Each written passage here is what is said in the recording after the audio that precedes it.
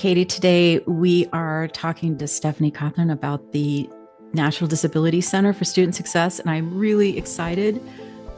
This is a center that I'm sort of tangentially involved in as a faculty mentor, and they just do so much. It's been a pleasure for me to just see all the incredible research and outreach that they're doing. So I'm very excited to get started. Yeah, me too. And I'll say that I've worked with Stephanie for almost 20 years. Wow. She works on the art side. She's an educational psychologist working on the art side and bringing some of her deep knowledge of disability, inclusion, access, all that work to my work in the arts. But I'm really excited to be a listener and a learner to hear more about the big part of her own research agenda. So let's get started. Sounds great. All right, here we go. Welcome to the Other Side of Campus, the podcast that shares stories of how the University of Texas at Austin is engaged with our local, state, and national community. My name is Jen Moon. I'm a professor in the College of Natural Sciences. And I am Katie Dawson. I'm an associate professor of theater in the College of Fine Arts. Today, Jen and I are so delighted to welcome a friend, a colleague, and a professor at the University of Texas at Austin, Dr. Stephanie Cawthon. Stephanie is a deaf researcher, author, and speaker who is a professor at UT Austin in the Department of Educational Psychology with a courtesy appointment in special education. Stephanie's internationally renowned research examines the multiple factors that affect how deaf and disabled people succeed in classrooms, at workplaces, and throughout their lives. She has published 3 books, many articles, and also done an edited book series. Stephanie works with faculty and students at UT Austin as the founder and executive director of the National Disability Center for Student Success. And I am also delighted to say on a personal level that Stephanie is also the director of research for the Drama for Schools program, which is a project that we lead together, a partnership between the College of Education and the College of Fine Arts, where we work to think about how students and teachers can improve the learning culture of classrooms through the arts. But today, we are here to really focus on Stephanie's work and impact in and with the disabled community. And I will send it to Jen for the very first question.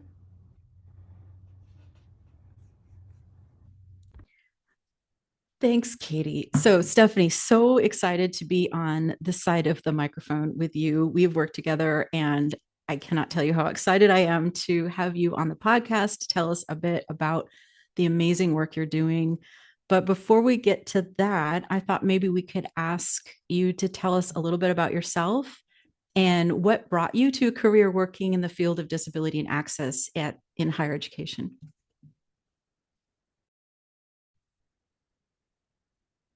Thank you both so much for welcoming me here today. I'm thrilled to be with you. I really appreciate the opportunity to be a part of a conversation like this about how we can create bridges and really build networks across fields. So, for me, I have always positioned myself in spaces of intersectionality. It hasn't just been spaces that were separated out. It was always something that was intersectional. So for me, I grew up with hearing loss. I still have hearing loss and have experienced that for many years. I was speech delayed growing up. Sign language was not something that I acquired until much later in life. I did not have access to most things growing up. It was actually pretty isolating for me going to school. And so with my personal background, that really impacted how my initial research was shaped. It was about language development first. I started there. And then secondarily, it was deaf language development and acquisition and those skills. I think, well, I do focus on deaf and hard of hearing children within education and teaching and assessments and how we approach the learning and what that looks like for deaf and hard of hearing students. And then that sort of moved me into adolescence and young adults, focusing on those kiddos. And just really, I've been very curious about their transition from school into work through college and post-secondary spaces. So I think for me, that's my sweet spot is those adolescents and those that age group right there, those young adults transitioning into the workplace or post-secondary spaces.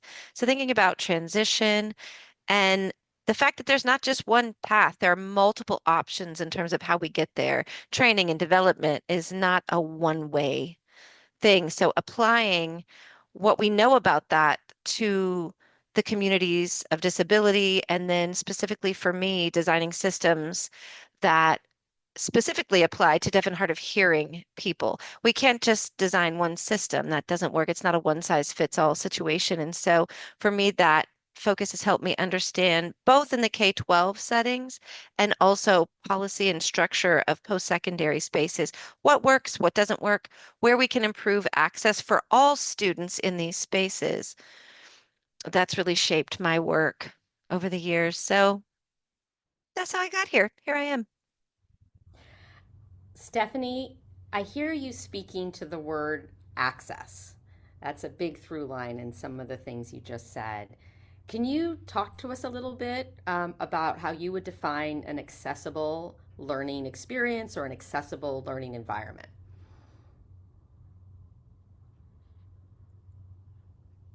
Certainly. I've been thinking about that concept for quite a while now, access and accessibility. And it's not the same thing. Access is more about, do you have a seat at the table? Are you in the room when those conversations are happening? And then accessibility is more on a general level. Yes, there's a seat at the table that needs to be available for you, but there's so many other things to consider that are happening around that moment of learning. And so there are some images that I typically use to represent these different concepts, and maybe we can put that in the show's transcripts, a link to these uh, kind of quick tips. And so accessibility is an opportunity to engage with three different things. People, peers, students, however you'd like to categorize the group of people. But then ideas, thinking, information, and it's not just learning or the learning materials, it's also the discussion and the dialogue surrounding the materials. And then the third piece I consider is yourself. How do you feel connected to others? And also thinking like, do people accept me? Do people want me here? Should I be here? Now, can I express what I have to say while I'm here? So accessibility really kind of brings those three together, and that's my basic definition of access and accessibility. Can I do one follow on? I'm really interested in that definition, Stephanie, because it reminds me that everything you describe is good for everyone, right? Everyone does benefit from those three big ideas. Mhm. I think your phrase might be disability is human, but it really reminds me of that piece. So I just really appreciate that clarification. Yeah, and if I may follow up to your follow up, the assumption from most people is that access is equal to accommodations, that equates. And I completely 100% believe that is not true. Accommodations are literally the bare minimum. They are, that does not make a thing accessible. um, Going above and beyond is really how we achieve accessibility. And so having an understanding of accommodations is great, but for me, that's the bare minimum. I do not find them to be the same. Appreciate. Yeah, that's an important clarification. And I can sort of even visualize that like an accommodation are steps you might take to get to accessibility. And that's the goal. Um, I appreciate hearing that. So, my engagement with you recently is through the National Disability Center for Student Success. And I'm wondering if you could tell us a little bit about the center and what are some milestones on your journey with that organization? I always appreciate your willingness to come to my parties. I always love it. You Oh, I have the love best it. It's so parties. fun. It's well, thank you for that. So the center in DCSS, really the goal is to support disabled students at colleges and universities in their success through research and then application to practice. So when we were first envisioning the center and its design, I knew that we needed to think about what the research needs were, where are the gaps, where and how can we fill them, and then also how to approach the methods, people, structures, organizations, and how do we invite people in to participate, like you? Um, because that needs to be really thoughtful. So for me, really thinking about how we've built a community of practice, so to speak. It's research and mentorship and how to develop that. And I honestly, I've got to give credit where credit's due. I mean, Katie, gosh, the drama school, literally everything it's been almost 20 years and it all applies still today. And I've really taken all of that in. And I think about that often in terms of structure and the relationships that are built, what it could and should look like, and the intention of the experience. And we sort of reiterate regularly intentionality and being intentional. I've got a colleague named Sarah Schley, and she is now at Oregon State University. But Sarah and I use that model of student-led experiences with faculty in terms of access and higher quality teaching through the lens of the student perspective and not prioritizing the faculty. It was co-mentoring, and it sort of put both people on equal footing in that partnership. And it's a collaboration with a capital C. And my goal was, to figure out how to do that well. And so when the RFP application was available, I took a look at it and was really trying to decide how to approach that because they wanted a research center and they didn't care about design or collaboration and this whole capital C collab business. So how do I fit this in within that structure, within that expectation, but really to meet my goals, my values, ours as a center? Like, how do I do both? So the center itself is the first ever center for the focusing on disabled students ever in post-secondary spaces. I mean, it's a huge win. It's very exciting. It's a 5-year grant. Yay, yay, yay. We're in year 3 of 5 now. So I'd like to say we're about halfway through, a little better maybe. And we're just kind of trying to build quickly at this point because we want we don't want to get to year 4 and be like, wait, what? What are we like? Are we just not going to figure it out? So we did some heavy lifting in year 2.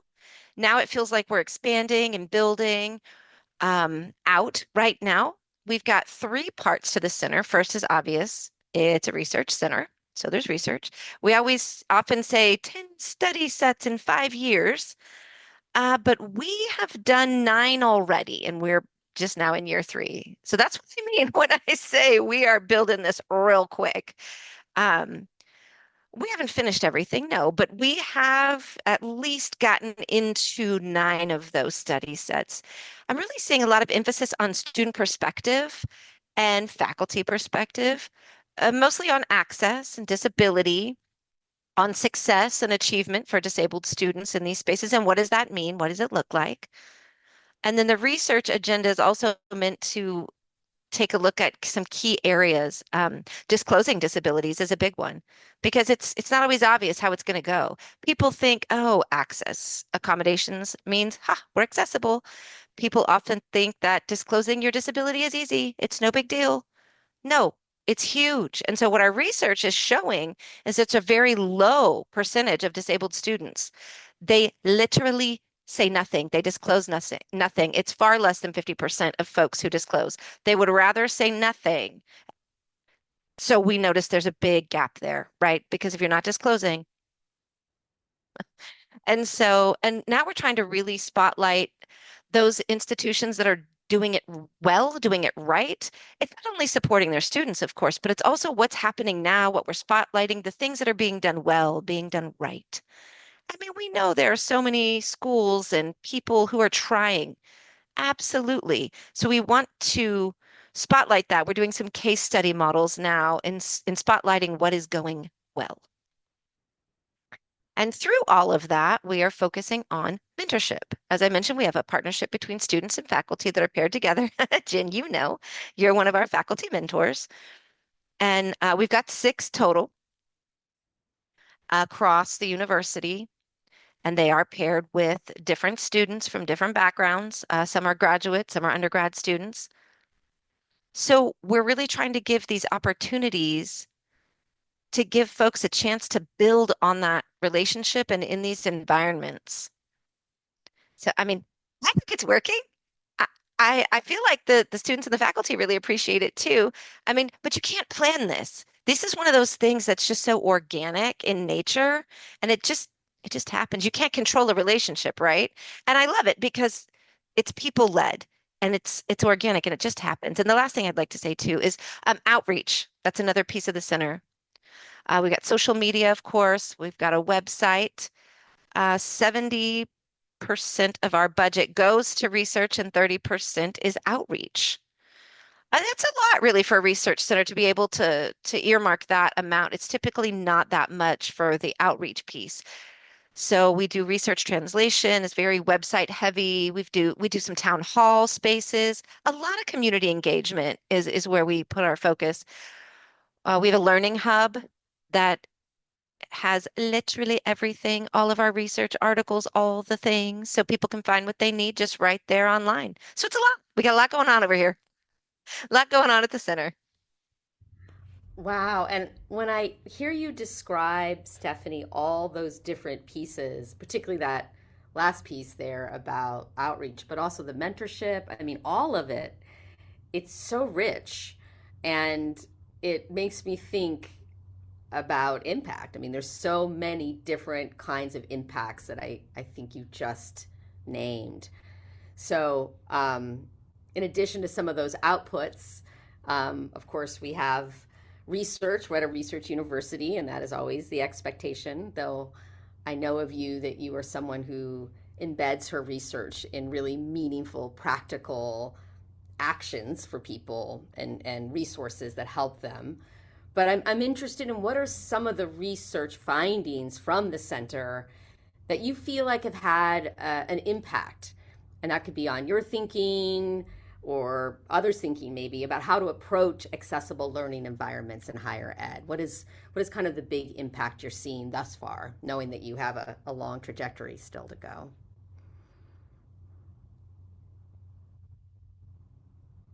Well, it's really interesting that you asked about the impact on different levels because I realize I don't know how it's impacting people within the center quite yet because we're not measuring that directly, right? So we did a pre-test or a pilot early on for 1 year. We did measure that, but since these past couple of years, we have not measured that. So I guess someone should do a dissertation on us. Hmm. Anyway, I'm just saying. So we'll see how that goes. Anyway, so impact though. I think there's a couple of categories. Mindset is really shifting the mindset, and it's kind of our work touches all of that directly, indirectly, things that we're reading, different chapters in the book, whatever it is that we're busy doing. We often focus on mindset, and disabled people can do things. It's the system that needs to shift and evolve and grow to meet that expectation and that mindset. Because 1 in 4 people at any given time have a disability. A quarter. Our research shows that a half of our students say, "Hey, hi, I have a disability." Now, mental health is a big one, right? And so that's meaningful, but it's still So it's become so much more common than people even realize often. So when we design learning for everyone, it shouldn't just be about, you know, able-bodied people and the how the mindset used to be. It needs to be, we need to keep in mind that, hey, half of our students say that they have a disability. That's who we need to design for. So again, mindset. And another thing that has really started a conversation around disabilities is it's not just one person. It's not just one experience. I mean, we've got data on a national level. So this is huge in our field right now. I mean, it's big. There's representatives of two-year colleges, community colleges, four-year universities, different sizes, different types of universities. So I think it's really important to represent the nation well. It's very interesting because we do have all of this data. And so with that in mind, our examples are real live examples. It's real life, especially our spotlights that we do. We pull those directly from people who are in the weeds, boots on the ground, working every day, not just all of our happy, shiny examples, not at all. We're down in the, blood soaked and dirty. I mean, we are down in there, boots on the ground, digging in the weeds to pull these great real life examples because we want to make sure that people see themselves in the examples. That applies to everyone, right? Because I love that. Campus spotlight, I love it. Administrators, faculty, these people are, everyone's willing to show where the pain points are, where are the struggles, what are we really dealing with? So I think that's going to have a huge impact as we move forward. I really think that those stories are critical. The third thing, and part of what our research has identified, is developing measures. Like if we can't find a good measure of this, that, or the other for access, or we can't find it for disability, we have no more excuses now because we're working on developing these measures. All right, we're building them. Each time we build a study, we have a measure released. And it's all of the criteria are out there. It's really high quality um, research, and really it's a good foundation that people need. So we're filling in those gaps. And we're already seeing people say, hey, hi, could we use that measure of campus access, for example? We've got our nursing program and we want to take a look. We want to use that measure.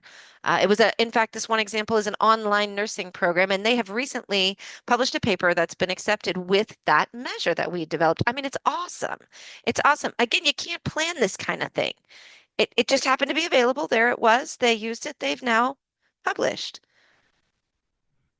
That's fantastic. What a great outcome to be able to look at so early on the success of this center. I mean, as you say, 2.5 years in, already some really tangible, hugely beneficial outcomes.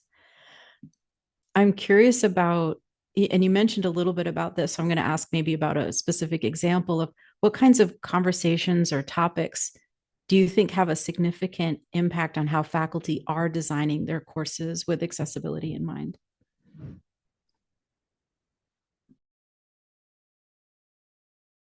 It's very interesting. I'm a social scientist. I do, education. So what's very mindful or impactful for me is the STEM field. That's really struck me. So access issues are really difficult. Like biology faculty, it's s- this statistics software, math and equations. How are students interacting with these courses and in these classes? And in the STEM fields, it seems like those are some difficult things to solve, and they're not just real apparent.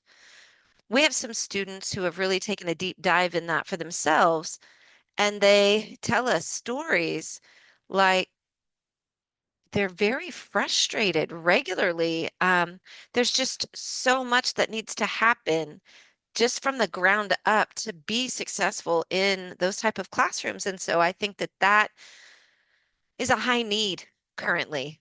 So that one's a big one. And whatever we're doing every day, we're doing the same things daily, but it's not really working. It's not helping that group of students, of disabled students, to be successful. So what? what could we do different? Speaking of which, we're having a big conversation right now in the College of Natural Sciences in the STEM fields, right? About how often we rely on handwritten notes, equations, worked out problems that are handwritten that are not truly accessible. And how do we take years worth of notes that we have created over time for our students and make them such that they can be accessible? I think about my own field, biology. A lot of what we're talking about are things that are in images. Maybe it's scientific data, maybe it's a microscopy, you know, image, and we're talking about things that we see in this image and how to characterize them and whatnot. How do we make that accessible to someone with a sight impairment, and so they understand conceptually what's going on? So there is a lot of challenges that we have in the STEM fields, and anyway, so grateful to you in the center for working on a national level on how we can do a group think across the country and figure out how we can really tackle this in the STEM fields. I really resonate with what you say. Yeah. I, this idea of group think makes me also think about the students as part of that thinking process. And as someone who's been really lucky to work with you, Stephanie, for a long time, you have taught me a lot about how to bring student perspectives into everything I do. It's one of the many things I feel I've learned from you.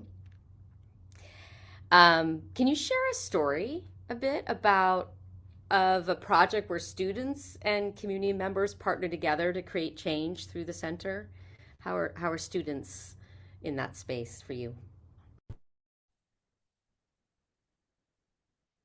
mean, where are they not? But I can tell you something that happened recently. I think really right now, AI being a hot topic. So I've had a relationship with the tech folks here on campus at UT for a while. I mean, years, right? Many, many years, 15 years at least. Progressing up through the system and learning things. We know each other pretty well, right? So now when something is happening, and I'm like, oh, we need to pay attention, I will immediately text and be like, hey, hello. So I think things that are, AI is really impacting most everyone right now. And so we're working on building a collaboration with a team of at least 8 people, undergrads, all the way through graduate students to doctoral, postdoc students doing their dissertation, associate professors. We've got faculty involved, some administrative staff, and everyone seems to be interested in terms of accessibility and AI and how they are playing together. So that process has got to include students because they're on the front lines, right? Like they they know more than we do most of the time. S- So we need to learn from them. The literature just isn't there, so we cannot learn from the research. We need to learn from them. We've got to depend on the students to learn what we need to know. So we started developing a survey for a national at the national level to understand AI better. And honestly, the students are the most important contributors to this process, and they will be. I mean, I can design the the process, but I'm a design girl, right? That's where I'm at. That I'm the designer, but the content, I have no idea. I'm just the design girl. They are going to have to give me the content. So it's very interesting to see them really jump right in and take the lead on this process. And so students are really, really diving in with that. So we'll see how this goes. It's coming soon.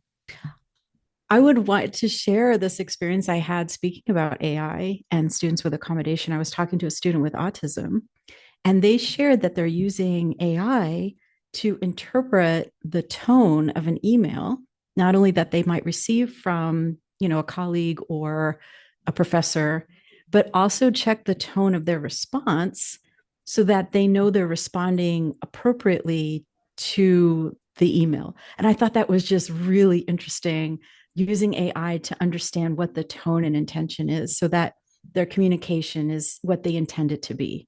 I thought that was a cool thing. I just wanted to share that. That is cool.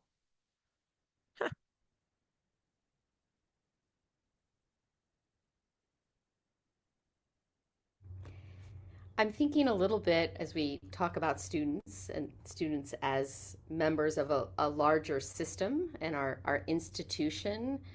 Um, Stephanie, what do you think institutions, including UT, but it could be other higher, I know you work at across higher ed in lots of spaces and places, but what would you recommend? What do you think institutions should put in place to support accessibility at a systemic level?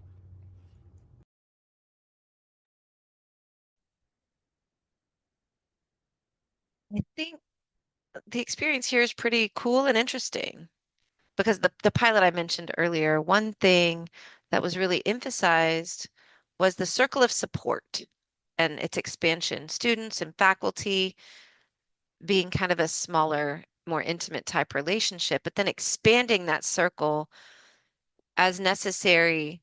And when the access question pops up, then we expand it. And then people know who to ask. They know who's in that circle. Then staff, IT, enrollment, people at the dorm staff, just making sure that everyone knows that who's here and what, and that the expectation is that they are able to reach out. So setting that up with a advisory council type feel and sharing information kind of across those departments is great because that means that accessibility is not just the responsibility of the ADA office or the compliance offices, it's the responsibility of everyone. And how we accomplish that is important. When you've got an administration that is really emphasizing success of students, how do we define that to then include access and accessibility? I think these are important things and opportunities for all. Right now, we're still seeing it's pretty typical across the country that people assume it will be taken care of as long as they satisfy the legal requirement. Everything is fine. We're good. It does not include culture of the disability, the identity of the person, campus culture, expectations in terms of how teachers are meant to approach their job or staff approaching their job in those different departments that I outlined. So setting up expectations for accessibility and the definition of access and who everyone is. I know sometimes it feels kind of woo-woo, like I get it, but at the same time, we've got to practice it. It's got because there's such a huge impact for all of this. You know, if you design it, if, for example, let's say there's a new program for student success. Let's just say it's a summer training class situation. So fine, let's think about accessibility from like an opportunity perspective from the disabled students. Can a blind student take your course? Can someone in a wheelchair take your course? Is it going to be accessible? Don't think about it after the fact when the students get on site or enroll, and then you got to take 15 steps back to try to rework it. We that's not the answer. So to set up, if there's an expectation to have an accessibility plan from the beginning, that is a great way to approach it. And I think it's true for teaching for sure, but I think at a systemic level and so many different individuals being involved. I mean, well, there's over 100,000 teachers here. Like, how are we going to standardize expectations? I get it. It's tough, but we need to make sure that there is something in place where we can say, hey, here's the model. This has been developed. This will help you in your approach. So I feel like that's a systemic situation, and that's a systems responsibility. I'll say one thing about that. It's small, Stephanie, but you make me think about the power of shared vocabulary and shared method. How when we all are working from a similar set of goals and vocabulary about those goals, how that just allows us to engage more quickly or to make adjustments or to know what we're doing. So I really appreciate that a lot.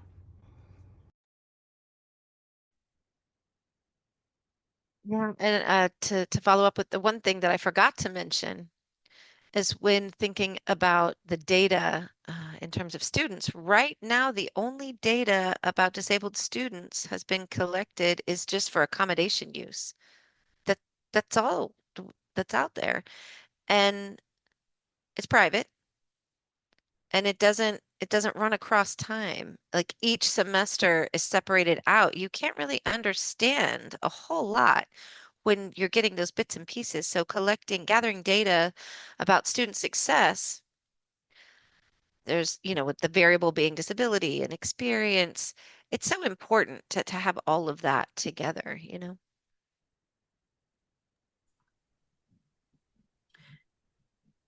This has been an incredible conversation, and I've learned so much, even though I'm sort of tangentially involved in the project. I just love hearing you talk and thinking about all the many aspects that are important for all the things that you're doing at the center. I was going to ask you, it's a National Disability Center. How has the National Disability Center's research impacted the larger community outside the university?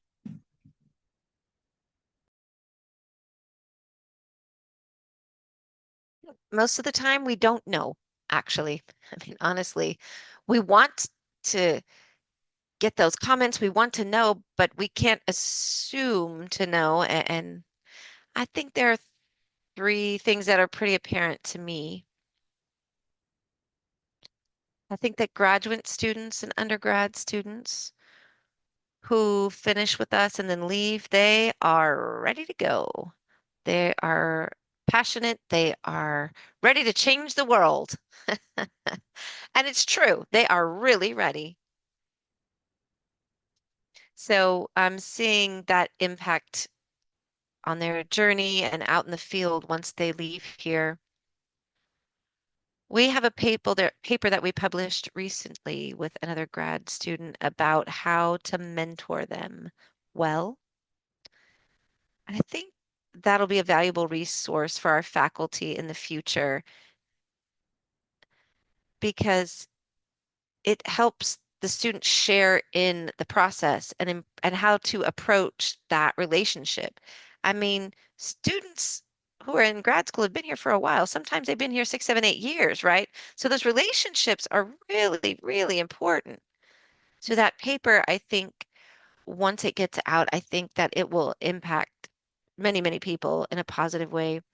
Also, related to faculty, kind of setting up different expectations in terms of how we talk about accommodations and access and accessibility. Because right now it's just kind of in isolation. Like I don't know who to talk to um, across campus about classes, or even within my department. I feel like people feel sort of siloed, and they don't even know who to have the conversation with. So we're trying to set up a structure and a model for the campus as a whole, like a workshop that's just real talk about accommodations and situations and issues that arise in the classroom, out in the field. I think that structure is available now in Toolkit, and we're really focusing on that. Yeah, Toolkit's pretty nice, and I think we're going to start to see people downloading that and using that, so we'll be able to know that. Um, Another thing is when I or other people reach out to different folks and their campus visitors, or like when I go a place for a day or two, possibly three, we be that creates an opportunity to have a discussion on a campus level, involve students, faculty, staff, administrators alike. Because, for example, I went to Ohio State University recently, and excuse me, I forgot the heavens. It's the Ohio State University. I can't just say Ohio State University. I know, Katie, I forgot.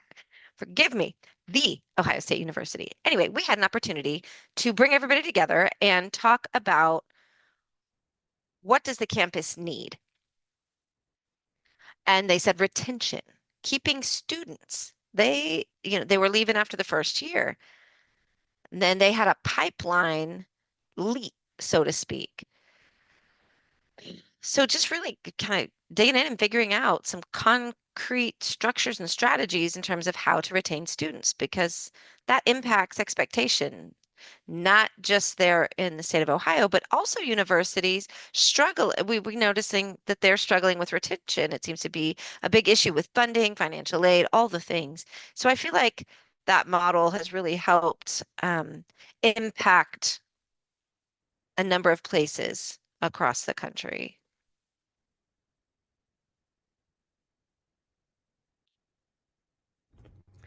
Well, Stephanie, I mean, I think thinking about those broader impacts in universities, in the students who are coming through our programs, and certainly I think from our own university here. I mean, I think that those different levels of impact are deeply meaningful and varied in the ways that the best kind of impacts are. Um, I'm going to use the very last question here to actually ask Jen Moon, who I know has been personally impacted, and she's spoken to me a lot about how important this work has been for her with you. Jen, do you mind just wrapping us up with a little bit of what has been a personal impact for you in getting to be a part of the projects with the center? Well, there's been several. I think for my own professional development, it's been really important on a few levels. One, there's a faculty cadre component to this. And so being able to talk with other faculty about accessibility and accommodations and whatnot, um, that's just that community has been important for me. Secondly, as my affiliation with the center is that as a faculty mentor, we will talk, I think, in the next episode with my mentee, although that language is also kind of misleading because we really emphasize the co-mentorship of that relationship. And that's been hugely important to me, to get to know someone and understand their challenges in our current system. Um, we talked earlier in this conversation about how important it is to get the student perspective. And that's been really important. It's shaped how I think about teaching. As Stephanie mentioned earlier, approaching my course design not in a retroactive way, which is I design it and then, oh, wait, I've got a student with accommodations. Now I got to fix some stuff or do things differently, but rather go in intentionally with how can I design the course that it is already as accessible as I can make it, from the start. Ideally, we earlier, Stephanie had mentioned that many students don't reveal that they have a disability. And so I'm thinking about all of those students in my class that aren't revealing that they have a disability. How can I make that easier for them so that maybe, it'd be great if we can make sure by talking to them what accommodations they might need. But if they don't feel comfortable revealing that, how can I make my class accessible from the get-go? And so that's really been my goal. And it is hard. I teach STEM class, but it's been really helpful for me to have these conversations openly and honestly and with some vulnerability about how I can go about doing that. So it's been incredibly impactful and I've learned so much. And I really appreciate all the work the center is doing.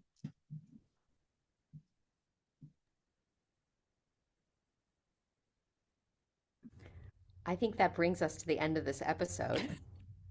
Stephanie, we thank you so much for spending the time with us today, telling us more about the center, and I think more importantly, telling us a little bit about you and how who you are is so much a part of your work. And I think in some ways your work benefits so much from you. So there's an exchange back and forth there that is very powerful, and those who know you well know that. So thank you for joining us on the other side of campus. It has been a true delight. As we end our program today, I want to extend a thank you to our interpreters today, Jennifer and Amanda. Thank you so much for your work, and we appreciate you being here.